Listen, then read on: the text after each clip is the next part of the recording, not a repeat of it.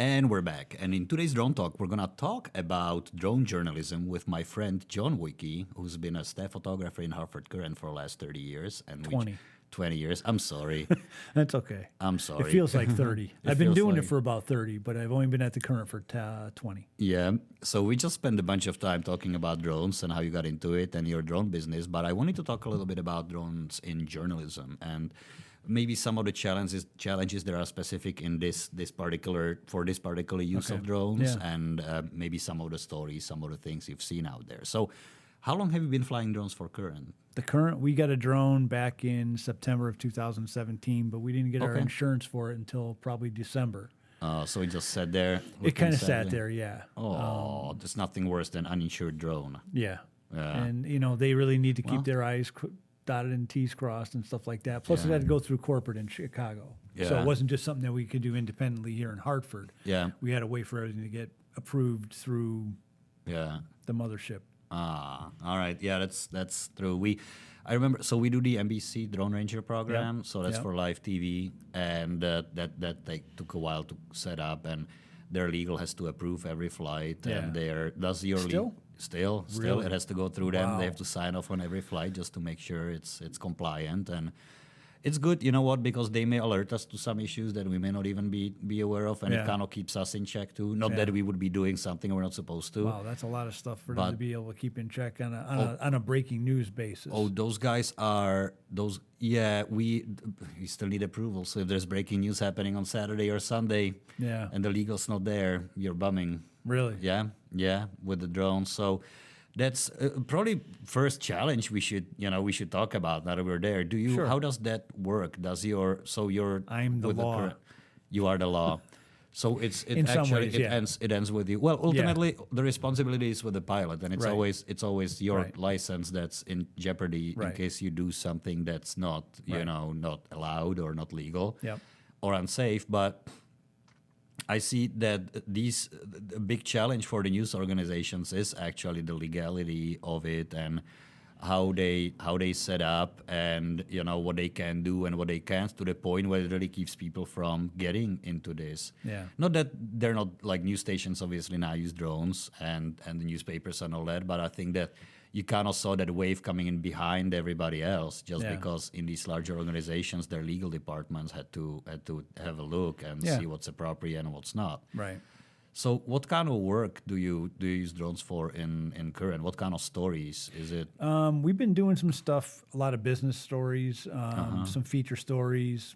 We were doing a thing on the North Hartford Development Project. Okay. When the Yard Goat Stadium first came into existence, they went through a lot of legal issues with the first contractor, and the whole project was supposed to involve a lot of downtown development besides just the stadium. But we needed to do a story in downtown Hartford to kind of showcase the area. So what I did is I went and I flew the area over parking lots and areas where I could fly without a problem. I also do have an airspace authorization to fly in Brainerd airspace, which is Class D. Yeah. And these are things you really need to understand before you go out and do this stuff. The grid systems and finding out what your altitudes are. Yeah. So what I did is I went out and I shot some overall video and some photos that we can use on our website and the newspaper. But I also did a 360 VR. Okay. Where I kind of parked it over the building parking lot. Yeah. And just did a 360 VR photograph that we posted online, where it actually gave you a really cool visual because you can spin it and see, here's the park over here, and here's, we're in relationship that all the what is, this was going to be where the brewery went or stuff like that. So was the 360 on your website, or was it on Facebook? It was on Facebook. Okay. Yeah. Cool. And actually, it's got watermarks on it. Does it? Because we're using a trial version of the PTGUI or whatever. We're looking at AutoPan. AutoPan cover, good program. Yeah, it really is. And the one that we're looking at it's got the ability to do tours. Yeah. Where you can link different VR locations different spots, so you can look around the place. It's something down the road right now. Plus, what we liked about it was that you can export information that you can embed into your own website. A lot of these things where you're relegated to either use, DJI offers a panorama feature on some of their drones, but you have to use it through Pixel or something like that. And it's kind of, in DJI's hands. So and as a newspaper, we prefer to have whatever we can control of. Yep. Copyrights and stuff like that. Yeah. So if we can provide some kind of URL that we can embed directly into our website to allow people to view it, then we have more control over where it goes. Yeah, totally. So the program is really nice, and the stitching is beautiful. Yeah, it really does a nice job of stitching stuff. Okay, 360. See, we haven't used 360 yet for, but I guess we're TV. So yeah. Did you do any breaking news? Anything that you just happened to see? We've done a couple breaking news. The big thing this year was the ice jams. Okay. I've seen you guys flying down there too. I mean, my God. We were living down Kent, there. Kent was the first one. Yeah. And I think that's where our newspaper editorial staff and management staff actually really saw the benefit of what drones can do for them. Because when you're down on the ground, you can only see so much of what this ice flow did. But when you got up in the air and you flew around and you saw the vastness of what it did, it was pretty amazing in Kent school. Yeah. It's just something you couldn't see. It was crazy. Yeah, definitely from different perspective. Yeah. So, any law enforcement interaction during the shoots? Were you on the shoots? Where you were questions? Recently, the explosion down in North Haven. Okay. Was something that we didn't go to right away, but we did go back for a follow-up on the following day. Yeah. And I went down and tried contacting a few people, see what they encountered the day before, if they did. Yeah. I always try to, when I approach a subject or approach a scene like that, just like I normally do, introduce myself to any of the police that are on scene, or try and find out who's in charge, and just let them know that I do have a drone. I am going to operate in the area. I'm licensed, and if there's somebody here that would like to speak to me, I could be reached over there. I just want to give a courtesy of letting them know I'm here. But you make sure you tell them that you're just telling them, you're not asking them. Yeah. Right. Because have you had it happen where they were like, no? Yeah. Kind of thinking that you're asking for permission. It was kind of one of those things down there, too. It's like, I don't think they want you to fly right now. I said, well, actually, they don't have the authority to tell me that I can fly right now or not. Yeah. But if they have their drone up there, I know the state police had their drone in the area doing an arson investigation. And I'll respect that, and I'll give them air. I won't interfere while they're up there. But when they're down... Yeah. Well, you're still representing your newspaper or the TV station, whatever it is that we happen to be doing. So you want to be a good steward, I guess, of this. Yeah. All right. Now, I remember a few times where we had breaking news, different fires, tornadoes. People love disasters, sadly. Yeah. Hey, bad news. Yeah, people in. The more stuff breaks, the more we've had shoots where there was a tornado in upstate Massachusetts. I think it was last year. Yeah. In northern Mass, and so we're driving there with Sam back then, and we're thinking, okay, it's February, northern Mass, a tornado. We're probably gonna have to kick over a couple trash cans just to show some damage. And we get there, and there are just like a couple of houses just blown into smithereens, and you can clearly see the path of the tornado. It's pretty crazy. Yeah. So we're flying there. No one really said anything. They had the streets closed, but they live streamed it, and we probably had 15,000 views before we even landed for the first time to change the battery. So the Facebook live stream, the way we do it, they give us these boxes from Live View, and we literally just hook up the drone controller into that through HDMI, power it on, the station takes it over, and it's as easy as that. And sometimes they patch it over to Facebook, and that's where you can really see how much traffic or how much interaction there is, and you can see people's comments and all that. Yeah. Sometimes I respond to them, not saying, but sometimes I just read, and it's funny what people, what misconceptions about the technology sometimes, or what they come back with. So, well, I wonder. I wonder if since they're doing the feeding on Facebook, they don't necessarily get your commentary on when you're live. The sound doesn't, because you're not doing the Facebook Live. No, it's not. No, it's not a Facebook Live through the app. Yeah, it has to go through, because they also put a logo on it and like a bug, a boxes. So and all that stuff. So we don't do sound with it. We actually it's, I don't know if I can say it yet. So there may be more to come in this department. With the sound and the live streaming and all that. So it's definitely going to evolve. One of the first live streams I did for them was the student walkouts. Yeah. After the shootings down in I think it's Ashland, Florida. Parkland. Yeah. Parkland, Florida. They're having all kinds of walkouts all around the state. And we decided to go to New Britain High School. And what I did the day before is I went down and I kind of drove around the area and kind of scoped out where I'd be able to fly that I felt comfortable with. And talking to personnel there when I got there the day of, the school police and security officers, I told them what I was doing. They said, oh, no problem, They radioed up and he let the principal know, and they said, fine, you can come up onto our property and stuff like that. Yeah. And I launched and flew over their school and went around and caught up with the kids. Yeah. But I flew over houses and stayed away from them. Stayed in a clear distance. Yeah. But like you were saying, it was our first live, Facebook Live. And my problem was to begin with, I didn't have all my settings proper on my phone. Okay. And it was just kind of going to private, so we had to do it afterwards. Oh. But the comments when you saw people, it's like, oh, this is so cool. I can hear the kids chanting. As they got closer into the parking lot at the end. Because you were standing there. Because I was standing there and they're getting the sound from my iPad. Oh, wow. Because you're not getting the sound from the drone, which would everybody says, would make sense. People you're spying on me. You can hear what I say with the drone. The reality is you can't. No. When I used to fly with my GoPro, government can. When I went with the GoPro and it had a microphone on it, the Yeah. only thing you heard was the motors or wind. Yeah. You never heard anything more than that. So it's kind of nice to hear the drone video now. Yeah. That's all. Dead sound. That you can. But you do have to be cautious when you're doing a live video with Facebook, because you are talking, and especially if Angry Johnny comes out. Yeah, That'll be fun. All right, excuse me.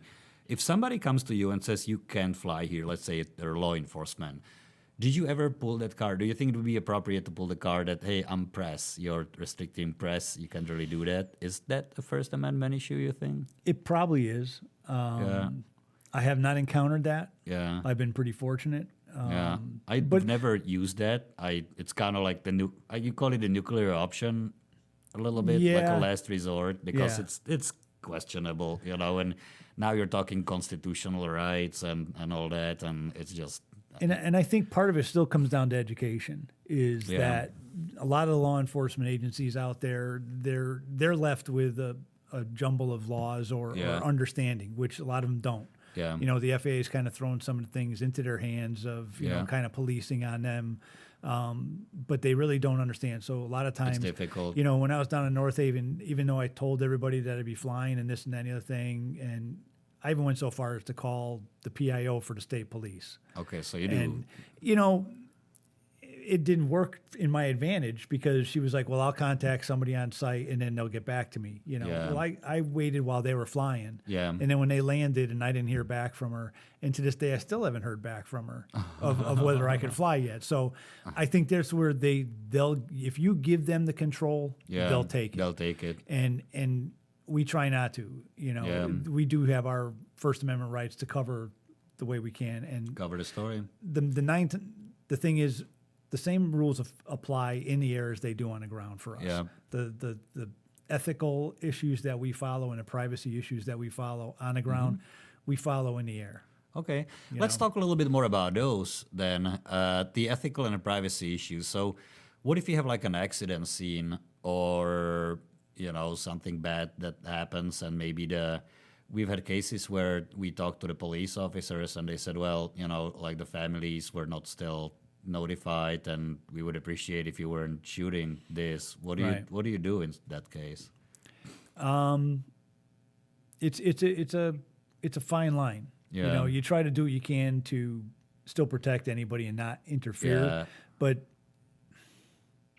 we usually stay away. We get further out because Well, you have the ability. Even you have a heck with of a machine there that has a zoom on it that allows you to do that. For most of us around town or state that fly with a DJI Phantom 4 or a Mavic and has a fixed lens. Okay, fair enough. Well, no, but I'm not saying we do have the Z30, so we can be far away. They wouldn't even know about us, but that still doesn't solve it solves the technical part of it, not the ethical part of it. I see what you mean by staying away. You don't. Yeah, And by staying away, what I mean, it's, like on a TV news report, they're reporting some bad accident or, I don't know, murder scene. Right. And the camera is usually down the street and it's just looking at the police cars that are blocking the street kind of in the distance. So you get the scene, the setting, but they're not showing any bodies or any, anything like that. And I think they would if they could. And I say that in a sense, especially TV, because no, I have a different experience. Well, I don't mean they would if they could in a sense, just to sensationalize it. Yeah. I would say back in the day when a lot of the TV stations around the country had helicopters, they had budgets for helicopters. Yeah. They would fly them. Oh yeah. They would, Oh yeah, totally. So we're no different than a regular full-scale helicopter that has, a pilot and a cameraman out there. Correct. So there's no different in my eyes of what we can and can't do. Yeah. But it does come down to the person and it also comes down to what your organization feels. Yeah. Because there are times we will shoot something. I've come back with, photographs of tarps. Over cars. Yeah. And our editors will say, you know what, we're not going to run this. Yeah, let's not. Or if you really looked, you saw somebody's boot sticking out from underneath a motorcycle. That at the time you never saw yourself. Yeah. You show up at these scenes, you're asked to get a picture to describe what's going on. And like you say, they set you up far enough behind these yellow tape lines a lot of times for a reason. Yeah. And you respect that, but you also learn to work around it because you have a job to do. Yeah, but with a drone now with a drone, you can get that access that you normally can't from the ground. Yeah. So we still may not use something, and I think that's where we still are in our infancy back at the newspaper as far as Facebook Live. We won't necessarily, and I'm probably speaking out of turn here, but we probably won't use Facebook Live for anything that's shooting and stuff like that, because you don't want something where the you can liability afterwards of somebody saying, no, and same with the So, NBC. It's usually aftermath. It's not evolving scenes that we barely ever. I don't think we. You know what? Yeah, we've had some standoffs and stuff. So I guess those are evolving scenes, but. That is the worry with the live, you know, like you may accidentally catch someone getting hurt, killed, or, something similar to that. And how do you undo it if it's already live there? I went to a photojournalism for drones conference in Syracuse at their journalism school last April, a year ago, April. Yeah. And it was run by DJI and it was run by the School of Journalism from Syracuse. And a lot of it had to do with the ethical side of drones. Yeah. And one of the questions posed was, if you were flying, at a scene where there was a hostage situation, and you flew the drone into a situation where you might be able to see a person inside a house. Okay. Would you do it? To help the cops or to get it for the news? For the news. You just happen to be, you can do it with a 600 millimeter lens sometimes if you're far enough away and you know what's going on, but you're flying and then all of a sudden the law enforcement asks you, well, because they don't have this ability, can we see what you're seeing to help us? And the question comes down to, now, we don't try to alter any kind of situation we come upon. As journalists, that's not our job. Our job is not to alter anything. And sometimes your job is to report. Our job is to report. And sometimes when you get into that situation, are you altering it by now introducing something where the guy says, what's that drone doing? Get that drone out of here. Now, all of a sudden, you've changed the dynamics of that situation. You can make somebody nervous. And now all of a sudden, now all of a sudden becomes more volatile than what it was before. Yeah. And that becomes an issue where you really have to err on caution and still use your journalistic integrity. Absolutely. It's pretty much deputizing you for a police operation at that point. Or even as a journalist covering, any kind of bad breaking news scene. It's happened to Mike, actually. We're doing the Copley Square Boston New Year's So he had this little 50 by 50 by 100 foot square. Approval from the FAA. Approval from the FAA. Thanks. Up and down, up and down. That was all night long. Oh yeah, that was not. I'm happy I didn't. I had more fun in Hartford the first night because they had 2 fireworks and there was like nobody there because it was so cold. So I could stretch and that was fly. the other thing too. It was so brutally cold that night. Yeah. I mean, that's things that some people don't understand is how you can't normally fly these things in some conditions without special preparations. Yeah, it's definitely a challenge for you don't get to pick the weather when you fly for news. But anyway, so he's flying there in Copley Square, and the one of the police officers or the chief that was in, I think it was the police chief, he had an obviously direct line to Mike, and while Mike's flying, his phone keeps ringing, and so he finally picks up after a few calls, and the guy just like rips him a new one for not picking up his phone. He's like, I need you to pick up your phone when I call you. He's like, oh, I'm kind of flying, but okay. He was like, there's a guy up there in the tower, in the clock tower. I need you to go see what he's doing right away. And like that, really, not ask, can you, whatever. He's like, I need you to get a drone there. I need to see what he's doing right away. So he, Mike's like, what do you do? So we thought about it. He said, okay. He goes up, and it was strange. The guy, he was like a photographer. Eventually, he got out a camera and started taking pictures. But for the first 20 seconds, he just stood there with his hands in his pockets, just like blank face, staring at the drone. And it was very eerie. Yeah. So that was a little strange. Yeah. And Mike was just describing the guy, the police, because they didn't see the screen or the feed. So he's just describing what he's like. He's kind of standing there. Doesn't seem to have any weapons. Oh, wait, he's reaching for something. It's like, Yeah. So that was strange. In that case, it's very difficult to decide on a spot, yes or no. And it's usually a yes. But you're right. What can be the possible consequences of that? And again, he's asking Mike to go and do that for him. Now, does Mike have to check with a producer from NBC or whoever he's working for at the time? Should I comply or whatnot? It's one of those things you have to kind of... Yeah. But what if the guy does something and then, hey, then you were the guy who could have maybe helped prevent that. So you're done if you don't, you're done if you do. The life aspect of it and the news aspect of it just introduces so many unknowns and quite a few challenges to this whole process. I mean, you always see the old, chasing down the highway when they're, showing high-speed chases from a helicopter view. Yeah. And accidents happen, and you're there. Yeah. Yeah. Luckily, I don't work for a publication that thrives on that kind of stuff. Yeah. Again, I've been able to use mine for feature stories and just kind of... And same with us, NBC, they're not... Obviously, if there is a breaking news, they'll take it. Yeah. But it's not like, hey, show as much blood as you can and all that. Usually... If it bleeds, it leads. We know our... Yeah, so they don't work like that. They'll ask, even in situations when we do have these kinds of scenes... Yeah. They'll be like, Don, let's not show this. Let's just show the neighborhood, and you really have to be careful about what you're showing. It is live, so there is like a 10, 15 second delay usually by the time it gets to the screen. So I guess you can always, or they can pull the plug on it, but it's more difficult to undo. Yeah. All right. So what about the future of drones in journalism? What do you see happening? I think it's a good thing. I think it can really. I won't say revolutionize. We're just at the very beginning. I can kind of see if they allow beyond the line of sight. There go the helicopters, the news helicopters, because then you can just use one of these things to hover around. Yeah. Yeah. But I mean, beyond line of sight is still, having done it. It's wild. When I first started, especially FPVing. Yeah. You're flying. You really put yourself in a position that you don't have situational awareness. Yeah. All that would have to be addressed. So for myself,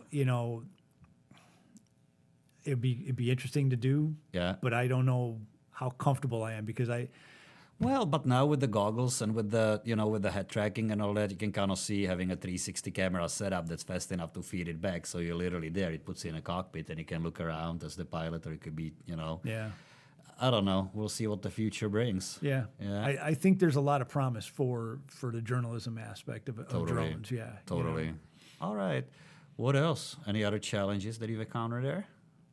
I think we listed enough. Yeah, I think so. The ethics, the urgency, the live feed of all that. Yeah.